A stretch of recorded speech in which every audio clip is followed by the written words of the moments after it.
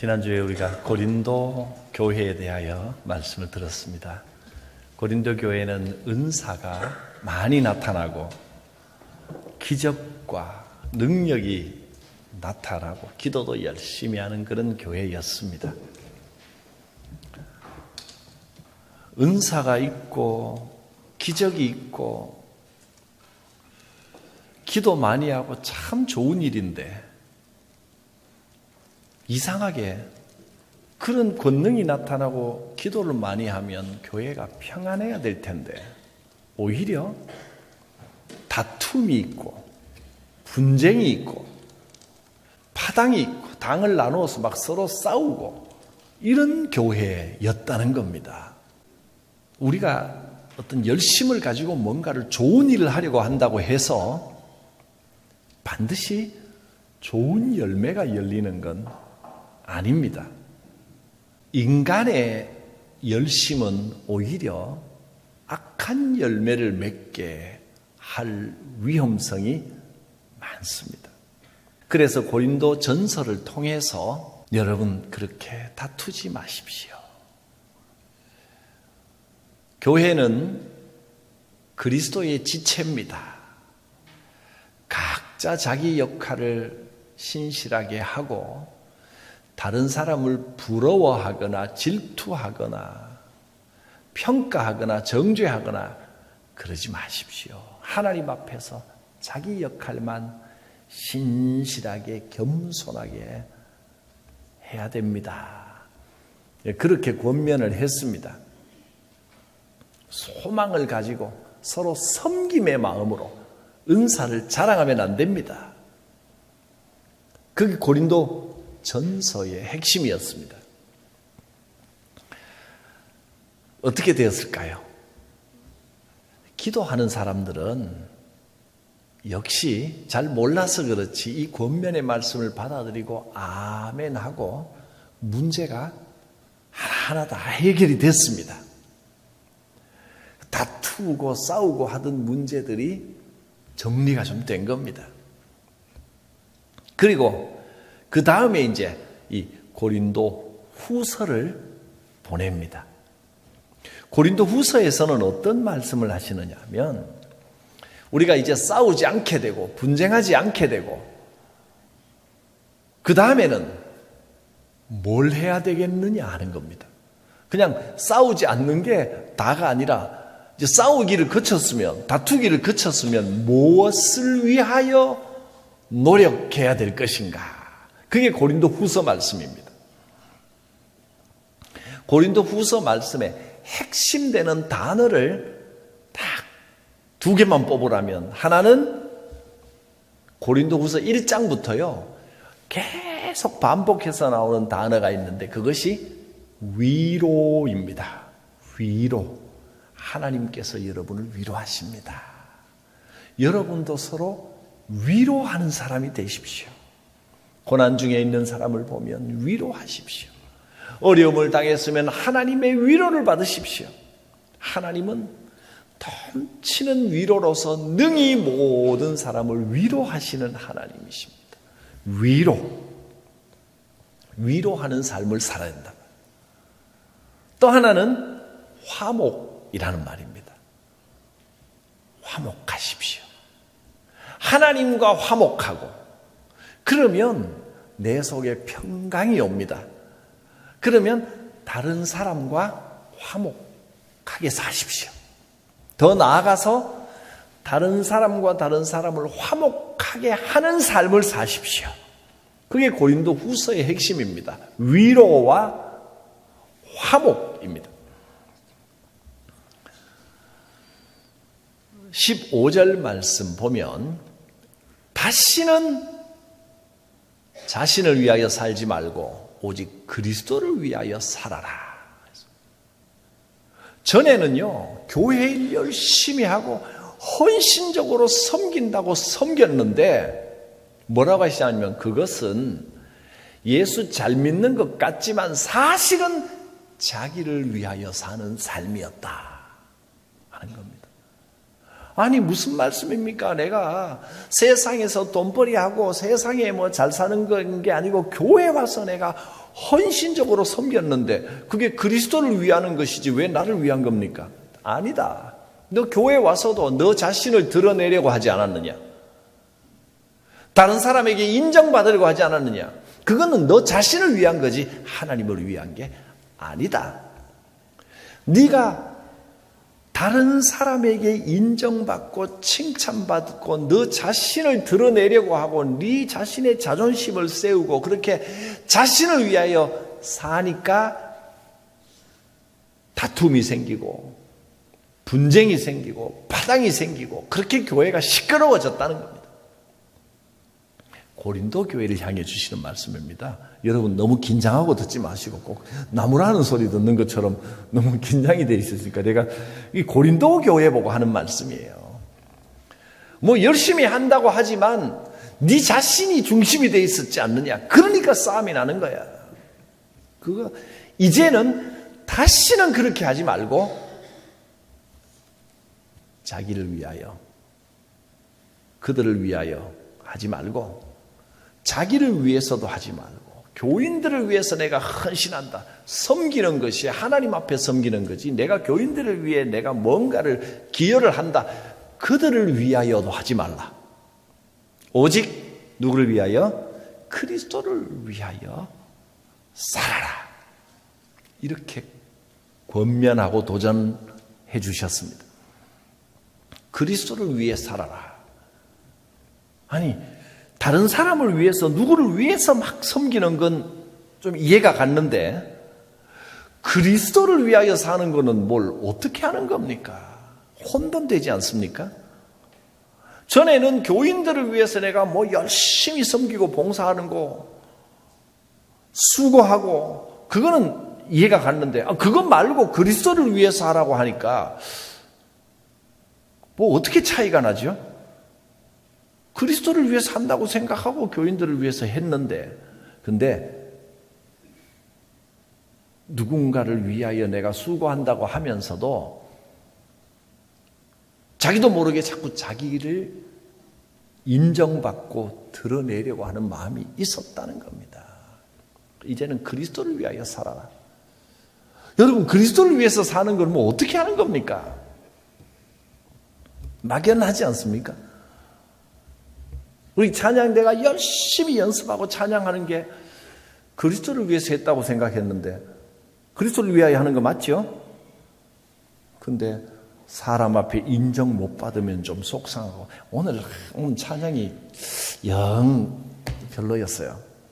이러면 진짜 그랬다는 게 아니고 예를 드는 겁니다. 그럼 좀 속상하고 당연한 것 같은데 그것이 중심이 되면 안 된다는 겁니다. 그거는 사람을 위하여, 그들을 위하여, 자기를 위하여 한 것이기 때문에 그리스도를 위하여 살라. 차이점이 뭘까요? 그리스도를 위해서 산다는 것은 그 다음 절에 나옵니다. 16절에 그러므로 이 말은 그리스도를 위하여 살아라. 그리스도를 위해 살려면 이제 이렇게 하라.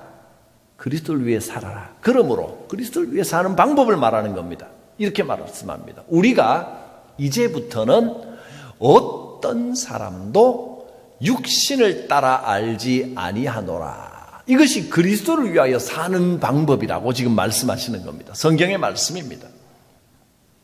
전에는 우리가 그리스도도 예수님을 보면서도 인간의 몸으로 오신 예수님만 보고 예수님이 고귀하게 사시고 좋은 일만 하시고 예수님은 순결하고 착하고 인간적인 생각으로 생각을 했단 말이에요. 여러분 예수님은 잘생기고 멋지시고 인품도 좋으시고 선하고 착하고 좋은 일만 하시고 도대체 화도 안 내시고 그러실 것 같죠? 그게 세상적인 판단 기준이란 말이에요.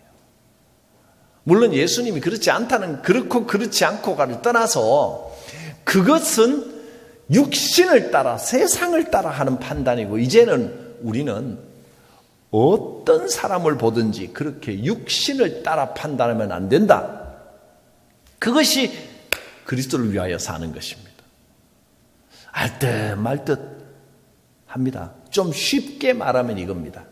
예수님의 마음으로 다른 사람을 보라는 겁니다. 예수님의 눈을 가지고 세상을 보라는 겁니다. 그리스도의 마음과 그리스도의 눈으로 세상을 바라보는 것, 그것이 그리스도를 위하여 사는 것입니다. 육신을 따라, 외모를 따라, 외형적인 것을 따라 평가하지 않습니다. 영적인 눈으로 바라보는 겁니다. 옆에 있는 형제 자매를 예수님의 눈으로 바라보십시오. 예수님의 눈은 어떤 것입니까? 잘난 사람, 잘났다. 못난 사람, 못났다. 저 사람은 이게 문제야. 이렇게 좀 괜찮아야 되는데 이렇게 보지 않는 겁니다. 또 어떤 경우는 참 미운 사람도 있습니다. 싫어. 참 저 사람은 마음에 안 들어. 왜 저러지? 이런 마음이 들 수도 있을 겁니다. 혹은 집에 가서 잠잘라 그래도 미운 사람이 자꾸 생각납니다. 밥 먹을 때도 미운 사람이 생각납니다. 왜 그럴까요? 뭘 그렇게 열심히 미워하십니까? 미운 사람이 있어도 볼 때나 좀 밉고 귀찮지, 안 보면 잊어버려야 되는데 안 볼 때도 계속 막 미워서 막 생각나고 막 이러면 자기 심정이 먼저 상합니다. 자기가 상한 거, 그 독 같은 겁니다. 아니 왜 잠잘 때 눈에 안 보이면 잊어버리면 되지, 왜 눈 감고 눈 뜨고 자려고 누워도 자꾸 미운 사람이 생각이 날까? 왜 그러냐면 나하고 비슷해서 그렇습니다. 똑같은 게 있으니까 자꾸 부딪히는 겁니다. 다르다 그래도 비슷하니까 그런 겁니다. 그러니까 먼저 자기를 돌아봐야 되는데 내 못난 점을, 내가 싫은 점을 그 사람 속에서 발견하는 겁니다. 원래요, 고집 센 사람끼리 부딪혀야 고집 싸움이 나는 거지, 손바닥도 마주쳐야 소리가 나지 하나가 없으면 소리 안 납니다. 똑같으니까 그런 거예요. 참 미운 사람이 있으면 내가 그 미운 점이 바로 내 모습이다 생각하면 틀림없습니다. 하나님은 어떻게 하셨습니까? 그리스도의 마음, 그리스도의 눈은 어떤 겁니까? 로마서 5장 8절이 정확하게 말씀해 주십니다. 우리가 아직 죄인 되었을 때에, 잘났기 때문에 우리를 사랑하고 구원해 주신 게 아닙니다. 우리가 죄인일 때 그리스도께서 우리를 위하여 죽으시기까지 하셨습니다.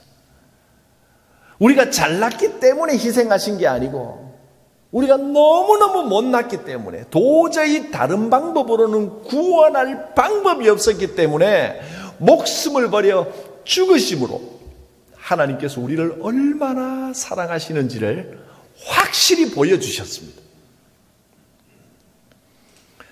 연약하기 때문에 사랑하는 것, 그것이 그리스도의 마음입니다.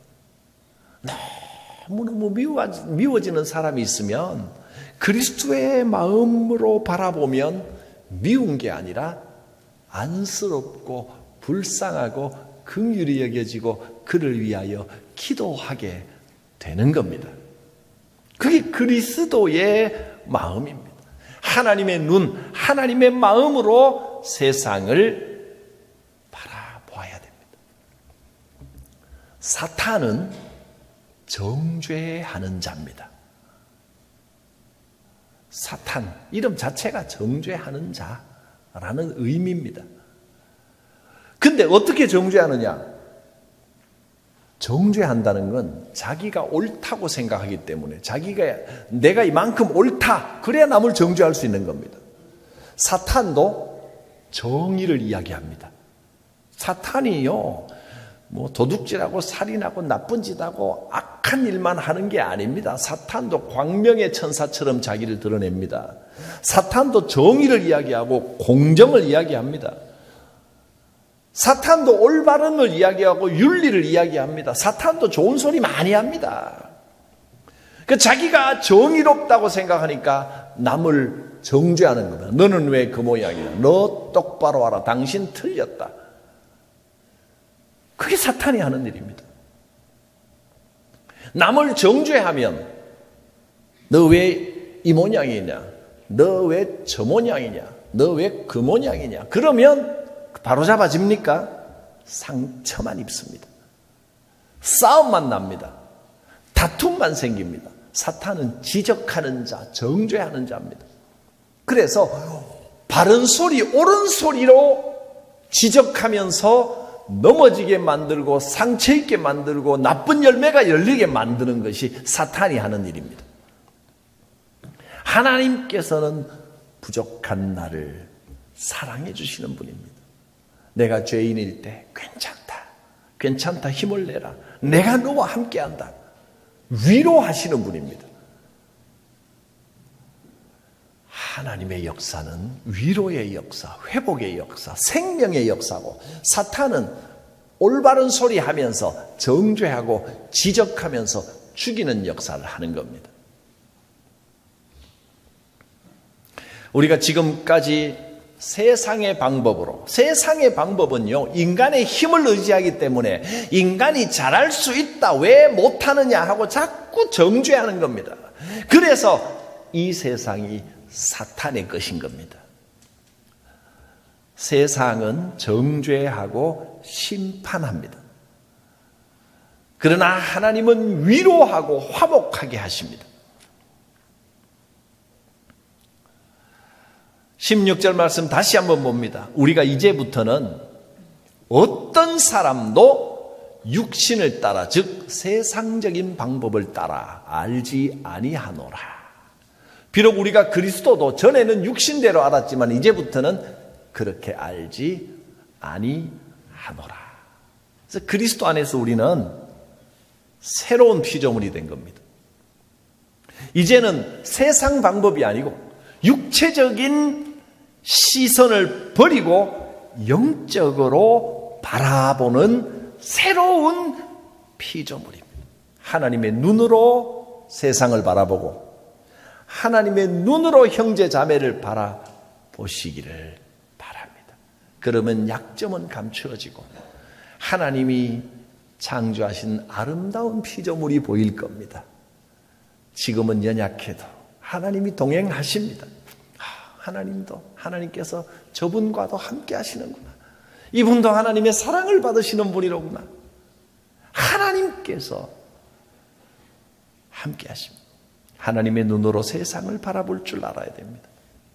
그래서 이 위대한 말씀이 나오는 겁니다. 그런즉 누구든지 그리스도 안에 있으면 새로운 피조물이라. 이전 것은 지나갔으니 보라 새 것이 되었도다.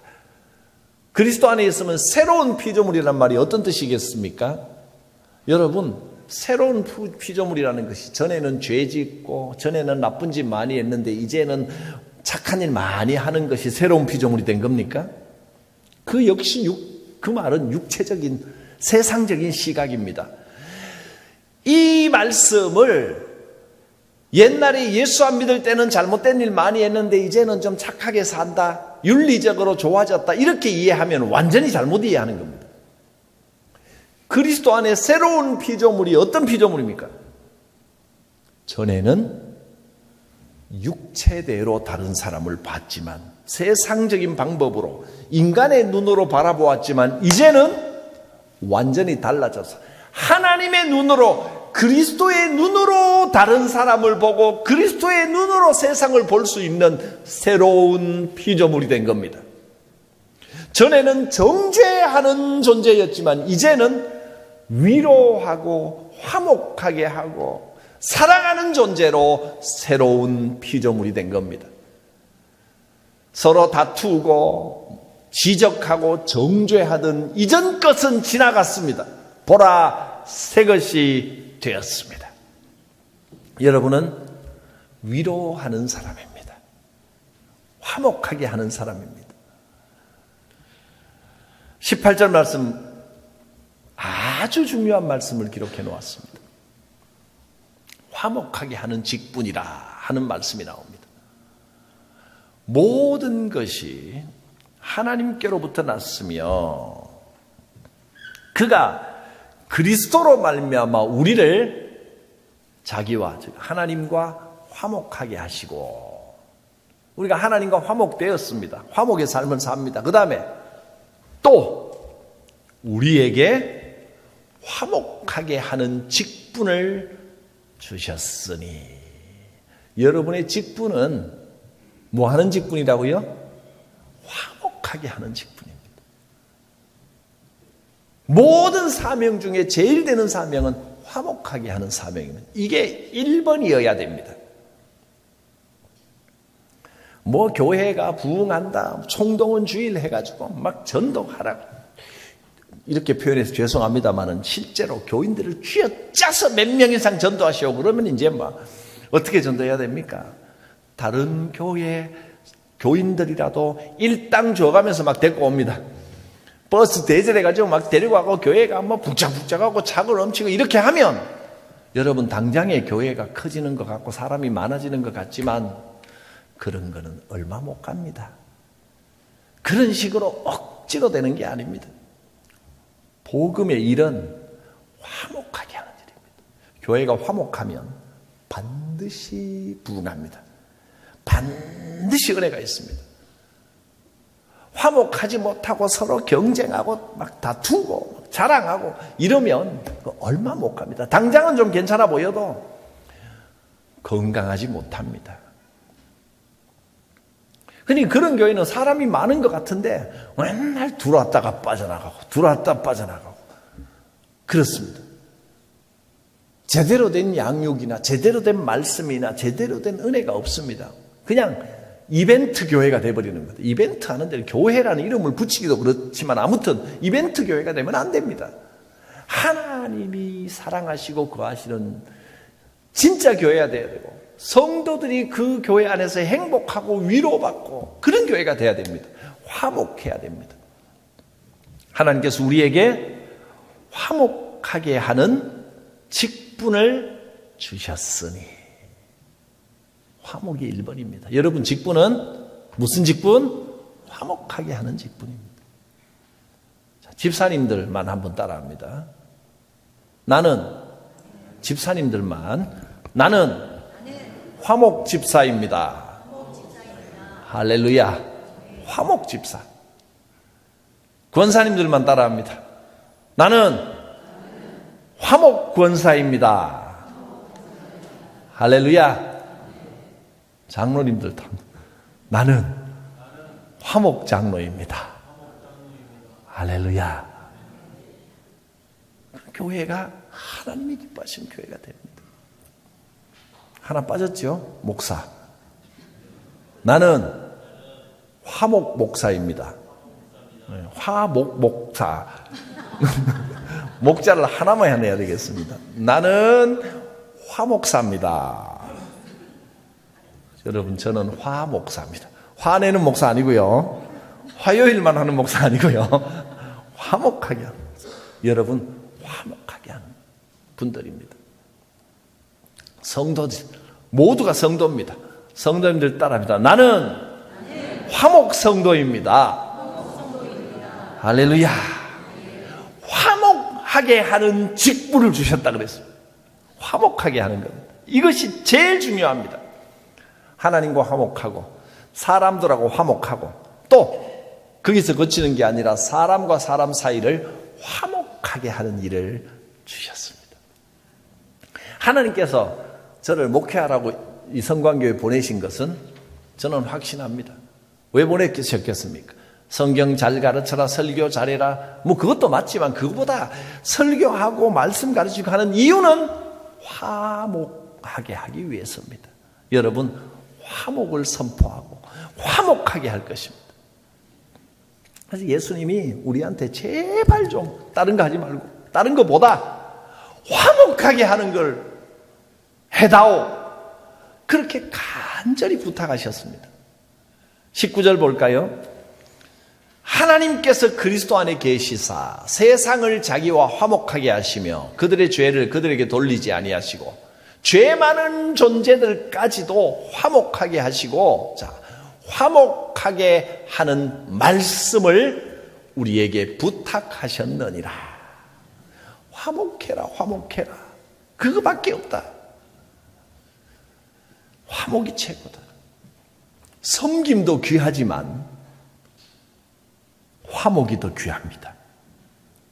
재능도 귀하지만 화목이 더 중요합니다. 열심도 귀하지만 화목이 더 귀합니다. 무엇보다 화목해야 됩니다.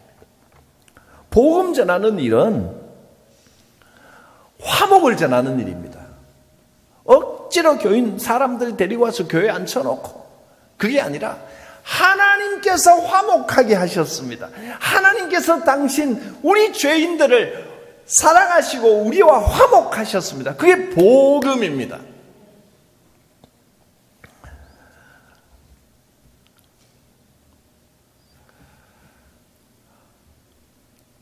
(20절에) 이런 화목의 사명을 가진 그리스도인들의 특권, 예수 믿는 사람의 특권이 무엇인지 이렇게 말씀하십니다.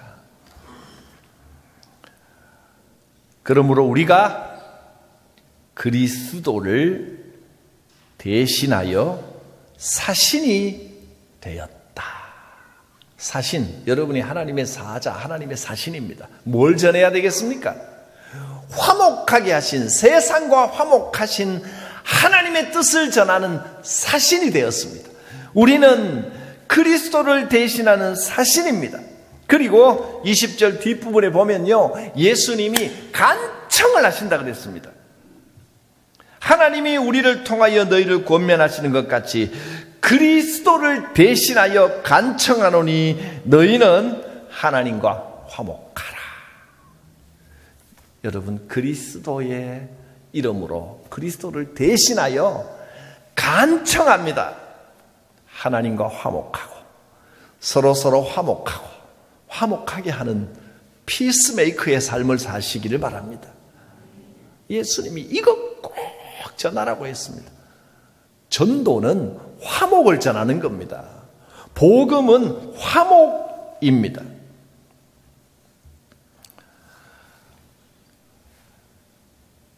하나님과 화목된 사람은 다른 사람들과 화목합니다. 하나님의 눈으로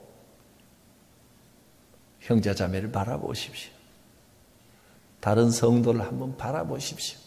옆에 계신 분을 바라보십시오. 이렇게 쳐다보기 민망하면 앞에 계신 분 뒤통수를라도 쳐다보십시오.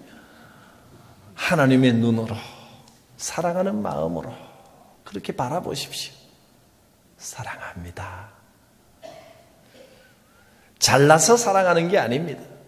우리가 죄인 되었을 때에 하나님이 그 크신 사랑으로 우리를 사랑하셨습니다. 이 사랑의 위대함이 우리 안에서 역사해야 됩니다. 마음에 드는 사람만 하고만 화목하지 말고, 마음에 안 드는 사람은 반목하지 말고 화목하게 하는 사명을 받았습니다. 저는 화목사입니다. 음악사는 음악 잘하는 사람, 화목사는 화목하게 하는 사람. 화목사, 화목집사님, 화목권사님, 화목장로님, 화목성도님, 화목하십시오. 우리에게 하나님께서 화목하게 하는 직분을 주셨습니다. 18절 19절 말씀, 이 부분 다시 한번 봅니다. 또 우리에게 화목하게 하는 직분을 주셨으니, 화목하게 하는 말씀을 우리에게 부탁하셨느니라. 어디를 가든지 화목하게 하는 말씀, 예수님이 부탁하신 이 화목하게 하는 말씀을 전하시기를 바랍니다. 화목하지 못하면 아무것도 아닙니다. 생명의 삶은 화목하게 하는 겁니다. 우리의 가장 큰 사명, 예수 잘 믿는다는 건 일 많이 한다는 게 아닙니다. 화목하게 지내는 것이 예수 잘 믿는 겁니다. 예수님의 일을 하는 것은 서로 화목하게 만들어가는 일을 하는 겁니다. 열심히 하느라고 서로 치고받고 싸우면 사탄의 일을 하는 겁니다. 화목하게 해야 됩니다. 그래야 예수 믿는 삶이 행복합니다. 우리 교회는 화목으로 충만한 교회 되길 바랍니다. 그 그래야 성도 여러분이 행복합니다. 교회 생활이 행복합니다. 우리는 화목의 사명을 받았습니다. 위로하고 화목하고 그렇게 살아갈 수 있게 하옵소서 기도합니다.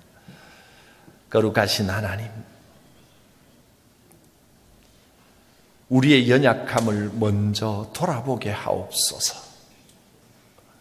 겸손하게 주의 은혜를 받으며 말씀 앞에 순종하며 주님께서 맡겨주신 이 위로와 화목의 사명을 감당하며 살아가는 복된 삶이 되게 하여 주시옵소서. 예수님 이름으로 기도드립니다. 아멘.